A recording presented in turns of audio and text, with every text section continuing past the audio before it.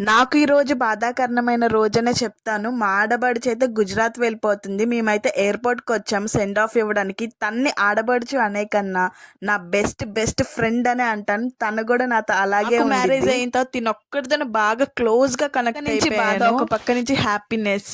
ఎందుకంటే తన ఫ్యూచర్ గురించి ఆలోచించి మంచిగా ఒక స్టెప్ అయితే తీసుకుంది. ఇంతమంది ఫ్యామిలీతో కనెక్ట్ అయిపోయి ఒకేసారి ఒంటరిగా వెళ్ళి చదువుకోవాలంటే చాలా కష్టం అది. కానీ తన ఏజ్ పిల్లలైతే ఖచ్చితంగా నేను వెళ్ళను, ఇక్కడే చదువుకుంటాను అని చెప్తారు.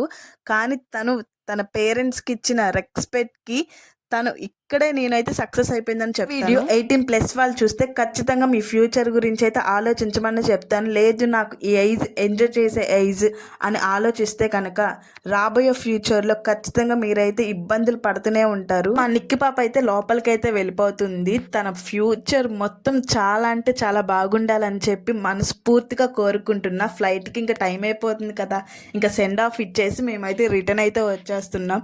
ఇంకా నా ఛానల్ని ఎవరైనా సబ్స్క్రైబ్ చేసుకోకపోతే సబ్స్క్రైబ్ అయితే చేసుకోండి. ఇలాంటి మోర్ దెన్ వీడియోస్ మీకు వస్తూనే ఉంటాయి.